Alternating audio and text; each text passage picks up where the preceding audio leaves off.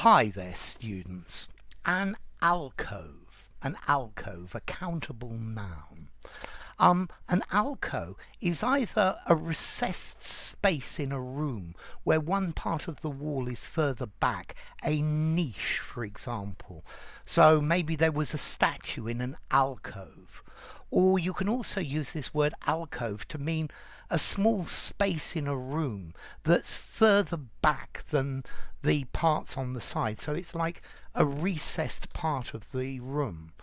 So there was an alcove in the room and we put bookshelves in the alcove. Yeah, it's like a recess in a wall, a nook, an opening, a bay. Yeah, a recess in a wall or in a room or even in a garden. Yeah, it's like a little place that's recessed away from the wall. It's a recessed section, like an arched opening in a wall, like a niche or a nook. An ingle nook fireplace has alcoves either side of it.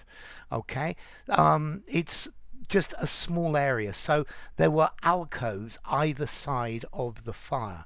There were like bays or recesses. Yeah, and this is the idea of an alcove, an area that's set off from a larger room. It's still part of the room, but it's recessed. It's not in line with the wall. It's not the part of the main room. So an alcove. You could use it also to mean a secluded place. We found an alcove in the bushes where we could continue our tryst. Okay.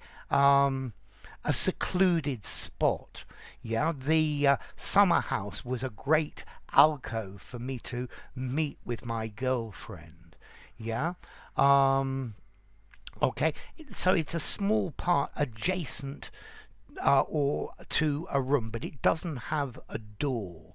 Yeah, it's open. Yeah, so there were alcoves by the fireplace and we put bookcases in there, or we put some recessed cupboards in the alcoves either side of the fireplace, some sort of cubby hole, a nook, a corner, a recess, something like that.